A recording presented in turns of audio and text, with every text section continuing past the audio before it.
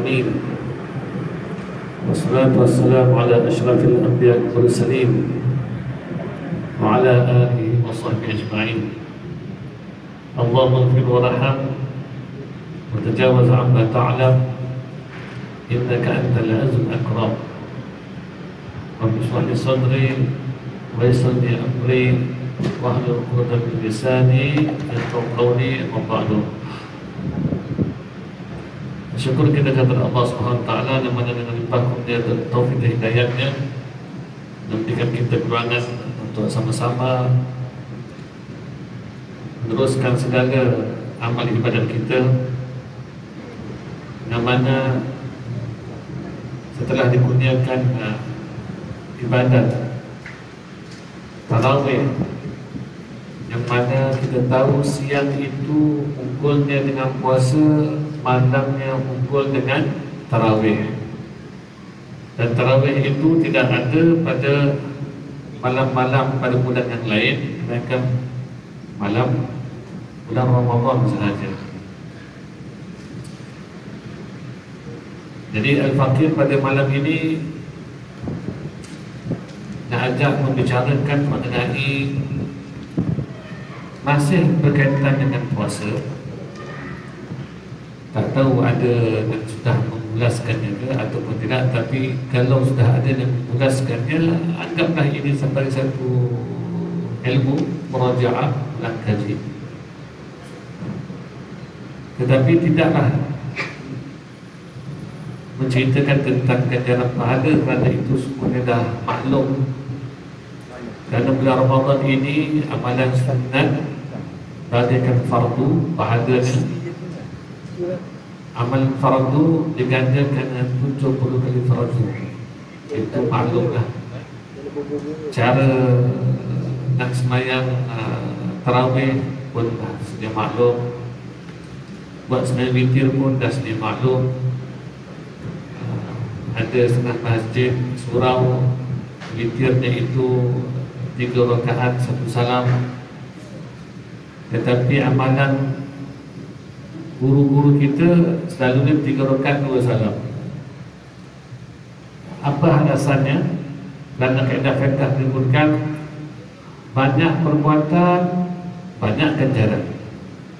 Kalau kita buat 3 rakaat witir 2 salam,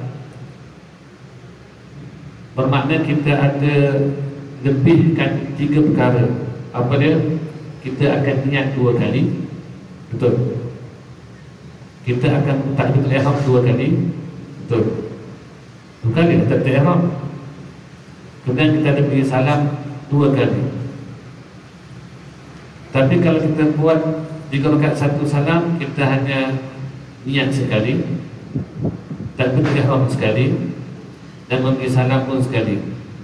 Maka di sisi mazhab Syafi'i, afdalnya 3 rakaat 2 salam. Seperti mana yang dilakukan oleh ulama-ulama tua kita.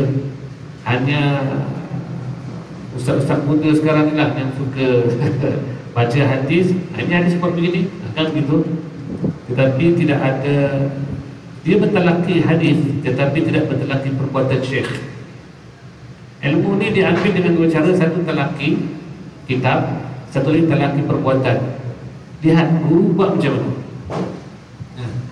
Jadi itu tidaklah kita kata batal ataupun apa, tetapi di segi keafdalannya kita lihat amalannya 3 rakaat 2 salam di sisi mazhab Syafi'i. Ada bermazhab Maliki, di sisi mereka afdalnya 3 rakaat 1 salam.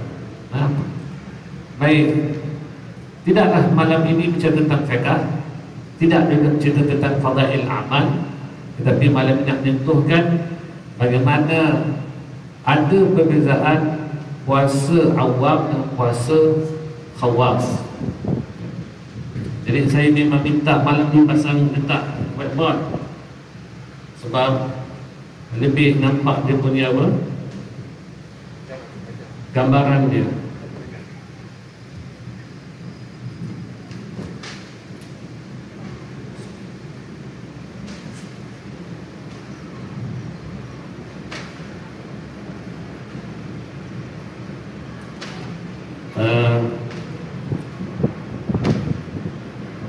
Puasa. Puasa itu dilihat pada sudut bahasa. Bahasa. Maknanya apa? Maknanya ialah menahan diri. Tahan dia, jangan buat. Itu puasa itu namanya di segi bahasa. Seperti mana Sayyidah Maryam alaihissalam, dia bernazar dia tidak mau berkata-kata dengan manusia, dengan sesiapa pun.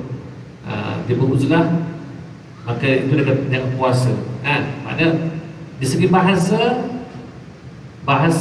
puasa itulah menahan diri.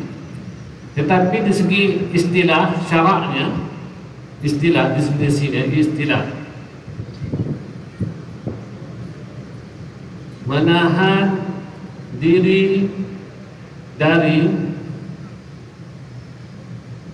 makan dan minum dan perkara-perkara yang membatalkan puasa. Makan, minum, jima, batallah puasa tu. Ini takrif pengertiannya puasa dalam bicara fiqh. Jelas betul? Tapi malam ni saya nak sama-sama kita buka minda sikit. Ada puasa syariat dan ada puasa hakikat ataupun puasa rohani.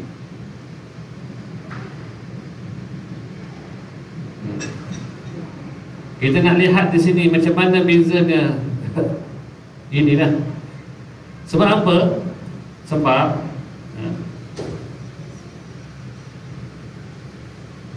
dengarkan ada hadis berbunyi ramai yang berpuasa tidak mendapat apa-apa melainkan lapanan dahaga. Selalu dengar, ini hadis Nabi lah. Ramai yang berpuasa tidak dapat apa-apa. Ramai itu bukan sikit dah. Melainkan melainkan lapanan dahaga saja. Itulah puasa syariat. Jangan makan, jangan minum, jangan jima, jangan. Selesai. Sah, puasa sah. Itu puasa syariat tu. Tapi tak dapat apa-apa. Takkanlah kita hidup 45 tahun nak puasa macam ni. Sampai bila? Nanti pergi kepada mahsyar besok di mahkamah Allah Ta'ala, bawa peti kosong. Apa nak tuntut sekarang ni? Kita tahu kan bahawa selalu orang berkata kita nak mati ni kena bawa bekal. Tak gitu. Peti kosong bekal apa? Pernahlah begitu kita pernah. Malam ni saya nak ajak tuan-tuan bagaimana kita menghayati ibadat itu kepada kualiti, bukan lagi kuantiti. Bukan lagi kuantiti. Kita bukan nak banyak, tak, kita nak sedikit tapi berkualiti. Hal-hal dunia pun kan macam tu kan. Walaupun biarlah pen ni harga sebiji ini sebatang ni harganya RM7. Ya, RM7 dah. Daripada RM2 sedozen. Isteri kita tu kalau ajak pergi ke shopping ke RM2 tu suka sangat tu. Beli cawan dapat RM2, dapat cawan banyak, sudu banyak, dulang banyak, bau hidang lain nak tetap tangkai tetangga. RM2 memang biasa lah. Saya lihat kedai RM2 ni yang bagusnya mainan anak-anak, itu bagus. Jimatlah duit kita. Belikan kita Ultraman kan, banyak-banyak. Dia nak balik cepat pun tak apa, kita pun tak RM2 je.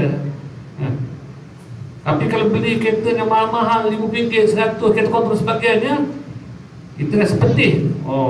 Pagi beli petang dah rosak, dah pecah dah. Dan kita bukan nak kuantiti lagi, kita perlu ada satu kematangan dalam beribadat ini. Tidak lagi berhadap pada kuantiti tapi kualiti kita. Baik. Jadi sebelum tadi saya nak tulis hadis tu ya. Hadis Nabi kata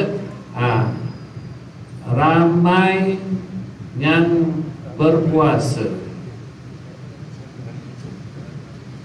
tidak dapat apa-apa melainkan lapar dan dahaga. Okey, ini hadis Nabi ya.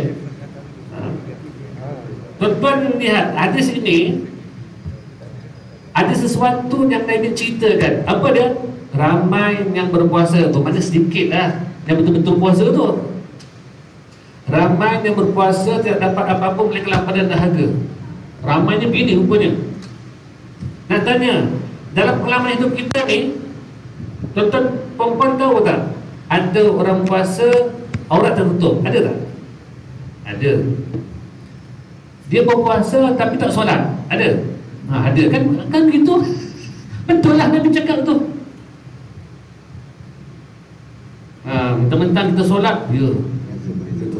Nanti lepas kita perlu ambil lagi, nanti kena dekat kita pula lepas ni. Baik, sekarang saya nak pecahkan minda sikit, nak buka sikit. Sebab takut tadi dah banyak makan buku puasa banyak sangat, dia beku sikit. Dia nak buka sikit. Jika hadis, ini bukan hadis Nabi, ini contoh ayat ayat ni berbunyi, Ra'aitu asadan alam mimbar. Ayat ni berbunyi, aku melihat singa di atas mimbar. Singa kaki 4, kaki 2. Kaki 4. Baik, saya sekali lagi. Fokus. Aku melihat singa di atas mimbar. Soalan kedua. Kaki 4, kaki kedua. 4 ke 2? 2 ke 4? 4 ke 2?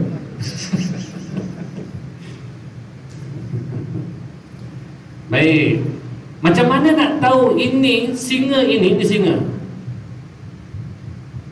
Singa ni kaki 2, kaki 4. Lihat pada Qarinah ayat. Ada petunjuk yang mengatakan singa ini kaki 2. Apa dia petunjuk tu? Mimbar. Mimbar itulah yang nak menyatakan ini kaki 2, bukan kaki 4. Jelas? Kalaulah yang di atas mimbar itu kaki 4, nescaya Jumaat tak ada lagi tu. Betul?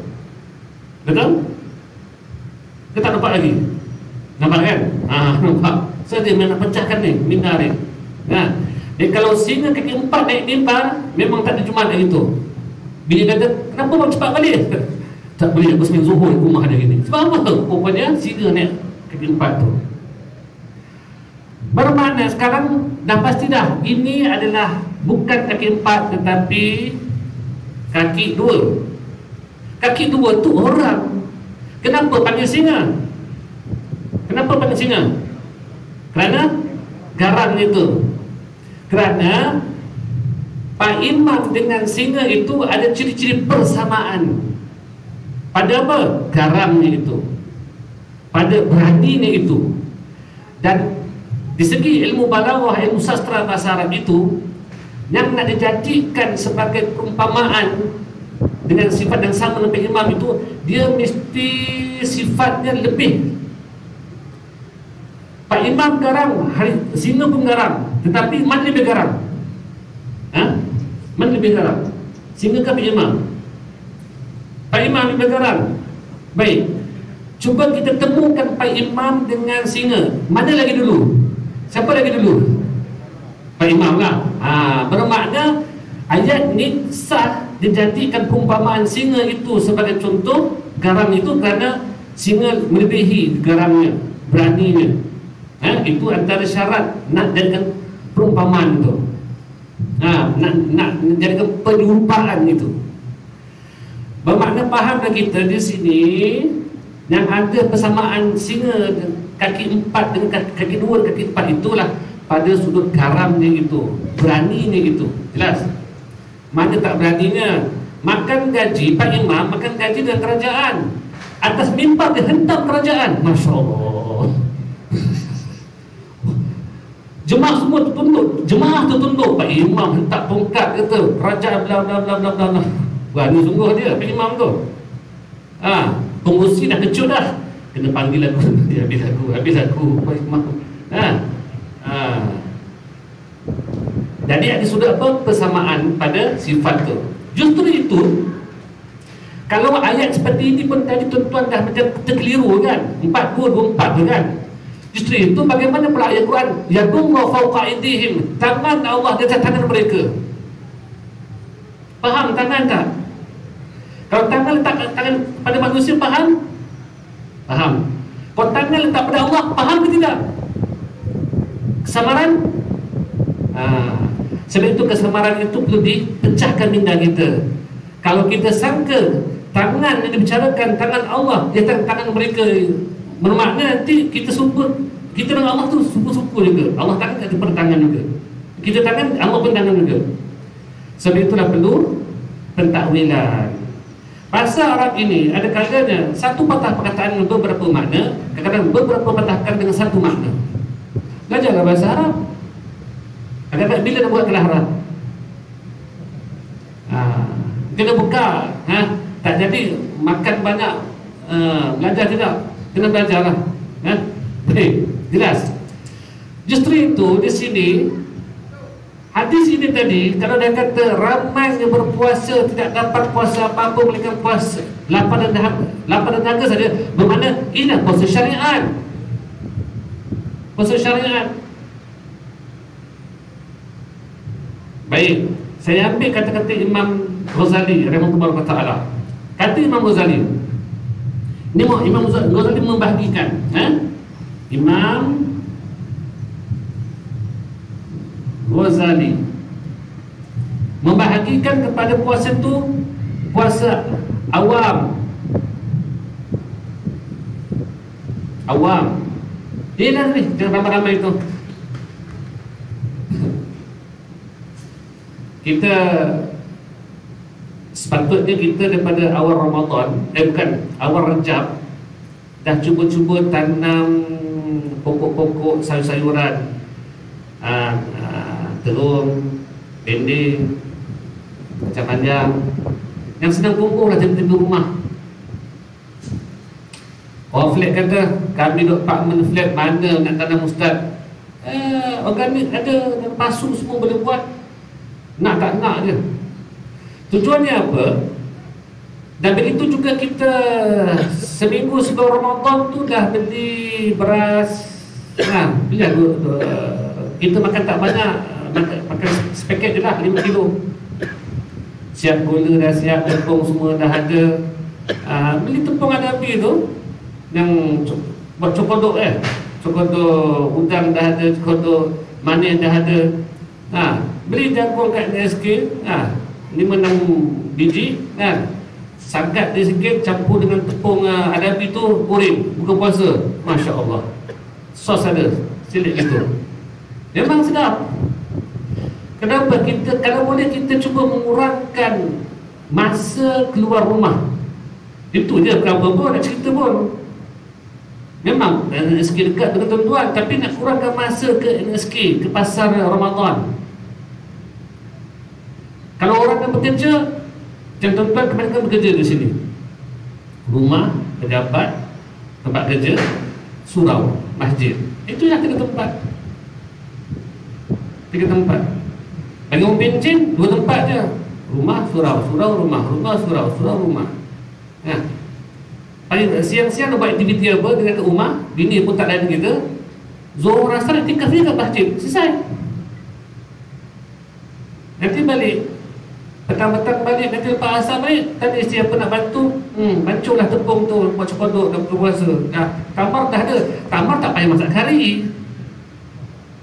Air sejuk, COVID tekan gitu dah keluar. Apa susahnya? Sebab apa? Kita kalau pergi ke pasar Ramadan tu berapa minit? 5 minit? 10 minit? Kena pula jalan sana dah kena kepung, dah kena tutup. Jalan sahala berpusing pula. Oh Masya Allah, masak kita 1 jam setengah habis-habis itu je masa tu. Kalau baca Quran tu kau tengah angkat pun 1 juzuk juga Quran baca tu. Bulan Ramadan kuih banyak, manis-manis. Penjual kuih lebih manis daripada kuih. Daripada mata turun ke mana? Daripada mata turun ke mana? Hati. Macam kasyaf sangat. Daripada mata turun ke dada. Betul? Turun ke dada, habislah pahala kita. Pagi lapar, berpuasa, tiba-tiba sangkut kat dada, habis pahala. Ha? Itu idealnya. Baik. Ini puasa awam Yang kedua, Imam Ghazali kata puasa khawas. Khawas bolehlah kita letakkan sebagai puasa peringkat VIP dalam bidang kerohanian. Bukan awam lagi dah, up sikit VIP. Apa dia? Setelah dia menjaga diri daripada perkara puasa, daripada makan dan minum, dia jaga 2 perkara lagi. Apa dia? Panca indera dan fikiran. Mata puasa. Apa makna puasa ni? Menahan diri. Mata tu tahan daripada melihat maksiat. Baru kita puasa. Ini puasa tahap VIP ni. Kan tu saya katakan, ada orang puasa solat tidak, kita angguk. Jangan tanya pula, ada orang puasa mata tak puasa, ada ke tidak? Siapa tu agak?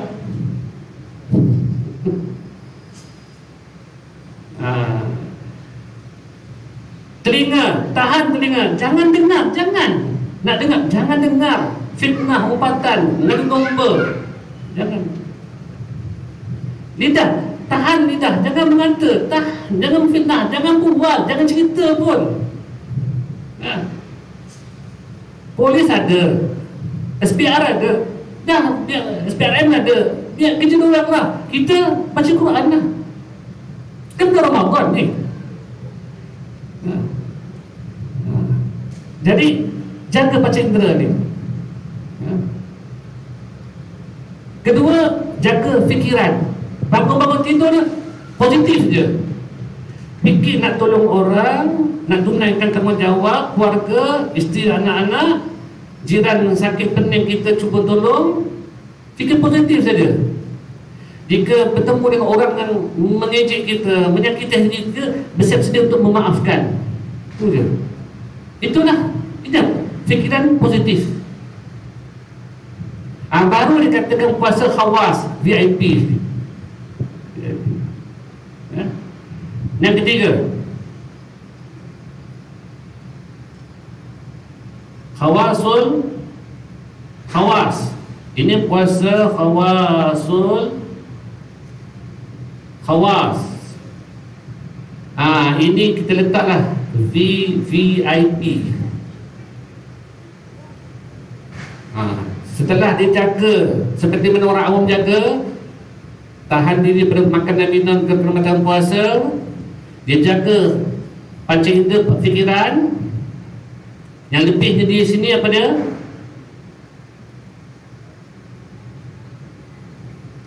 Hati dia ditahan agar tidak menyimpang selain pada Allah. Tahan hati itu. Jangan ingat lain, ingat Allah. Ini Masya Allah ni. Level ni VIP ni. Kita tahap mana? Letak sikit nombor.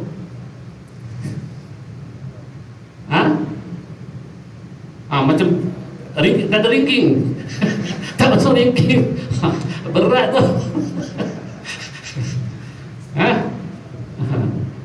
Makan dah banyak, ceramah dah macam ceramah datang.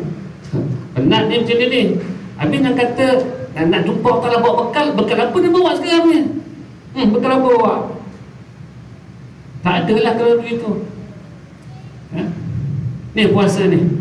Jadi kita rasa-rasanya yang ni tak tahulah bila. Ini masih dalam persoalan. Sebab apa pancendera ni, Masya Allah ni, nak jaga pancendera ni. Ni berfikir nak kena orang ni, nak ada gaduh, nak ada berdebat je. Bangun-bangun ni nak ada berdebat. Jangan. Jadi nak kata teruk sangat pun taklah juga. Jadi kita kata on the way, separuh jalan, dalam perjalanan on the way dah boleh lah, on the way dah kata. Jangan langsung tak jalan-jalan. Jadi kita nakkan puasa kita tahun ini tak macam dulu punya puasa lah. Manakan ni pun dah setengah bulan, harapnya setengah bulan ni lagi ni tak macam setengah bulan yang pertama ni. Ada pembaharuan sikit, supaya kita tidak penat, tak penat. Baik. Kalau bagi mereka puasa, ini ada katakan puasa hakikat ni, puasa rohani ni. Yang satu ni puasa syariat. Dua, tiga ni lah. Ni nak pergi ke rohani ni, dah mula jaga rohani dia. Baik. Puasa syariat, masa dia bila? Masa dia subuh, masuk subuh sampai maghrib. Ini puasa syariat. Jadi dia jaga tahan. Jangan sampai batal siang saja, malam buat dapat buat pun. Tetapi orang puasa rohani ini, panca inderanya, fikirannya, hatinya daripada 24 jam, siang dan malam. Mungkin kita kata, puasa ni jangan cakap bukan ya. Habis malam lepas tarawih boleh buat. Malam pun tak boleh lah. Malam kena puasa terus. Lidah kena puasa, mata kena puasa, telinga kena puasa 24 jam sampai kiamat. Kalau umur kita sampai kiamat lah. Dia berterusan selagi nafas di kandung badan, sekali nyawa di kandung badan, kita menjudut nafas, lagi itulah kena jaga puasa. Hakikatnya puasa rohani ini. Fikiran kena positif, panca indera jaga, hati kekal mengingati Allah. Inilah puasa rohani 24 jam. Baik, puasa syariat bermula pada terbit fajar shadiq masuk subuh hingga tenggelamnya matahari masuk maghrib. Maka orang yang berpuasa itu akan memperoleh dua kegembiraan. Kegembiraan pertama ialah di saat berbuka puasa. Tak begitu? Bukan budak-budak, kita pun Masya Allah waktu berbuka puasa tu suka sangat. Kena pula sirap bandung, letak cincau, letak selasih, leci, aiskrim soda, letak sikit. Mancung sikit, naik sikit kuih. Jangan letak bekas plastik tu tak. Jak kita tu biar lebih stil. Sentuh sampai bibir, sedut sampai ke hujung kaki. Gitu. Suka sangat minum, lega, suka. Itulah kegembiraan orang berpuasa syariat. Pergi ke pasar Ramadan tu, semua nak makan kan?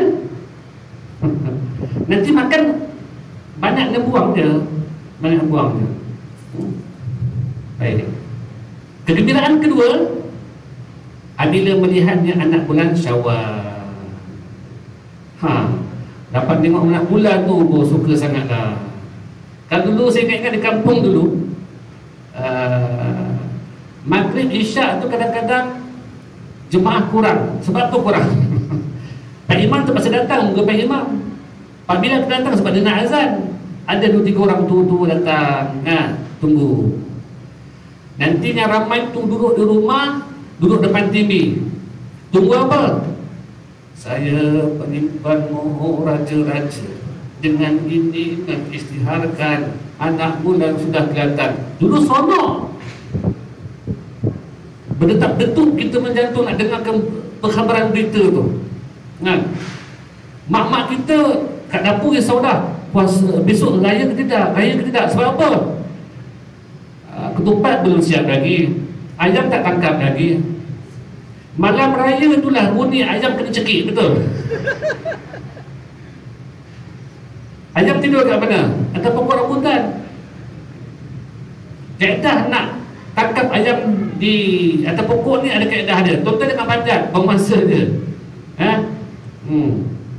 Gini, tuan-tuan buat kayu T begini, kalah.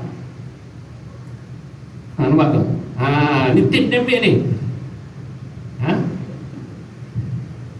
Dia kan gabun, ayam gabun malam tak nampak kan.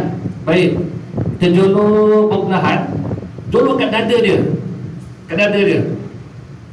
Lepas jolok kat dada dia akan buat apa lepas tu? Agak-agak dia pun melompat atas tu, atas kayu ni, lompat atas tu. Lepas tu tunggu perlahan, dah dekat tangkap lah. Itu cara dia. Itu ayam atas pokok. Kalau ayam bawa rumah, ke rumah kita, mak-mak kita, nenek dia ke rumah tinggi kan. Lepas tu kepung lah tu, kuat, nengitik semua sembelih gitu. Ketupat, itulah. Doktor dah sebelum maghrib tadi dah selesai dah. Patah pinggang tu buat yang doktor ni. Kalau kena atuk kita, dia orang lama kan otai kan, dia macam pengarah lah otai ni selalunya. Santan, dia dulu lah serokok tangan sebelah dia, santan letak tepung kandi semua tu. Buat ni tu dah tak atap dah, hilang. Yang patah pinggang tu kacau, nak menjadi tu, nak menjadi nanti atuk tu datang sekali, tiba-tiba muncul. Apa dia buat? Dia ambil barang dia, dia potong, pelepah, pisang. Ambil daun pisang, test nak dah masak ke belum, dah boleh angkat ke belum, test tu. Kalau melekat belum lagi. Kalau okey boleh. Dia buat test tu dia. Dia menasmikan, dia penutup. Yang kita ni patah pinggang nak kacau dia. Seronok dulu. Sekarang ni tak payah tunggu pelipan mohor raja-raja. Tuan-tuan buka dia kalender, tuan-tuan tengok, adalah tarikh raya tu nanti. Kalau ada, kalau tak ada, itu kalender tu silap cetak tu rasanya. Dulu seronok. Baik. Ini puasa syariat. Buka puasa seronok, nampak anak bulan pun seronok. Ada pun puasa hakikat, bila buka puasanya, bila melihatnya. Orang puasa hakikat, puasa rohani ini, kalau gini buka dengan santapan, makan dan minum. Ada pun puasa rohani ini, terbuka dengan pintu syurga dan mengharap dan makan syurga. Itulah kegembiraan dia. Besok kelak di akhirat. Kalau orang syariat ni gembira melihat anak bulan, ada pun penghuni syurga, orang rohani ini, puasa rohani ini, gembira melihat Allah Subhanahu Wa Taala. Dan nikmat yang paling besar, nikmat mata yang paling besar ialah melihatnya Allah Subhanahu Wa Taala tanpa kaifiat.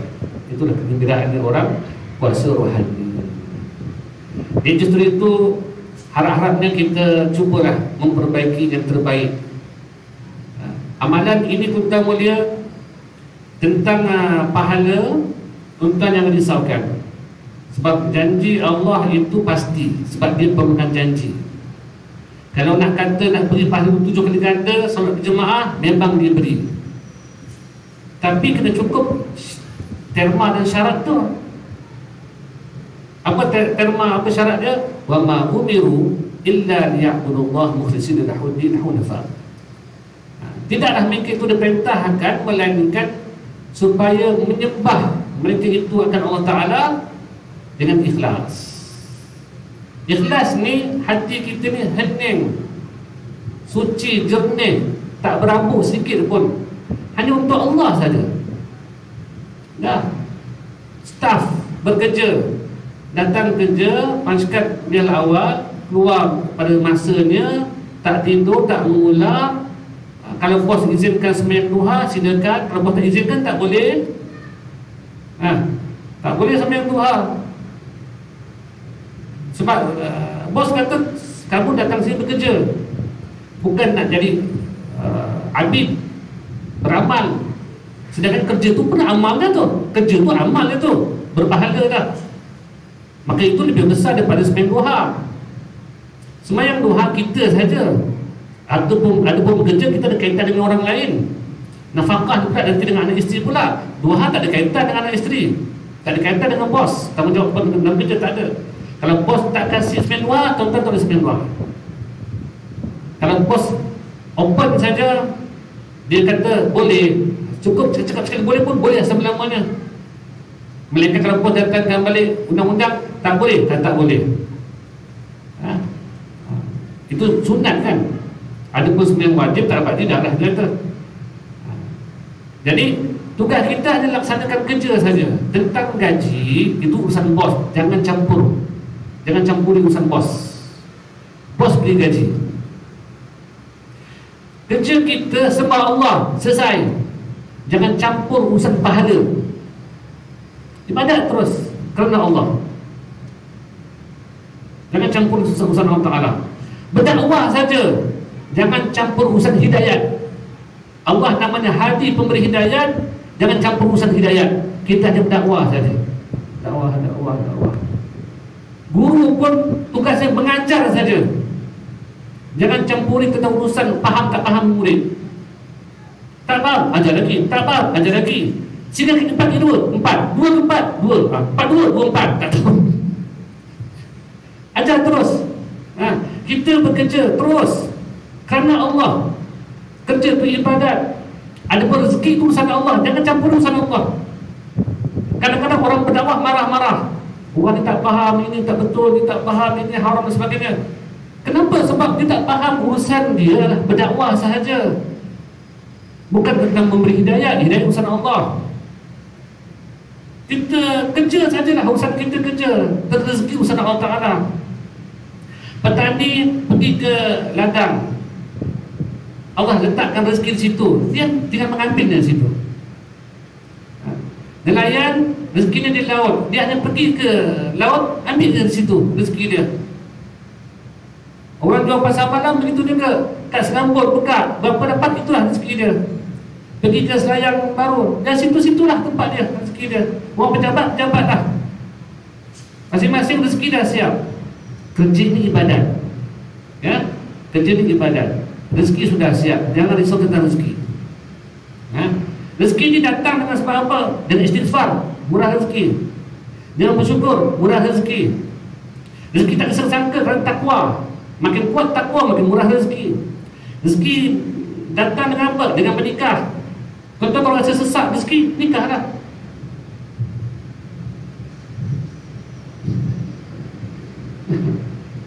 Rezeki datang kenapa? Sebab anak, kakak-kakak, mana lah banyak. Ustaz, saya punya kilang dah tutup. Baik, buka kilang baru. Rezeki. Tentang rezeki bukan urusan kita, urusan Allah Ta'ala. Jadi kesimpulannya, malam ni kita muzakarahkan tentang hakikat puasa itu. Kita tidak mau lagi puasa seperti ini, penat-penat. Rupanya setelah dicerahkan, dihuraikan seperti ini, mau kita nampak kedudukan kita kat mana sekarang ni. Justru ada kita nampak kekurangan kita. Hikmahnya apa? Supaya kita mengekalkan kerendahan diri kita sebagai hamba Allah. Kalau kita buat semua betul, semua tepat, semua baik, kita akan terus rasa baik pada diri. Jadi di mana Allah tak nampak kita bahawa ada kebanggaan dalam beramal, maka Allah jatuhkan kita. Jadi apa? Maksiat, lara, lalai, leka kita tu. Supaya apa? Supaya kita tetap kekal sebagai hamba yang rendah diri, mohon ampun kepada Allah Ta'ala. Wallahu a'lam bishawab. InsyaAllah kita akan sambung. Tak ada sambung lah, last kan? Ramadan kita. Jumpa insya-Allah pada bahagian inilah kajian kita insya-Allah. Mudah-mudahan Allah beri kita kekuatan untuk terus beribadat di mahdirnya wa taufiq wal hidayah. Bismillahirrahmanirrahim. Alhamdulillah wassalatu wassalamu ala asyrafil anbiya'i Allah Ta'ala yang telah mengusulkan alaihi wa rahmatullahi wa barakatuh dan kullu fatah yang iftah alaihi fasal bi ma'ruf faqina fi din rahim. Allahumma inna fi Ramadan, Allahumma fi Ramadan, Allahumma fi Ramadan wa ballighna lailatul qadr bi rahmatika ya rahim. Walhamdulillah. Al-Fatihah.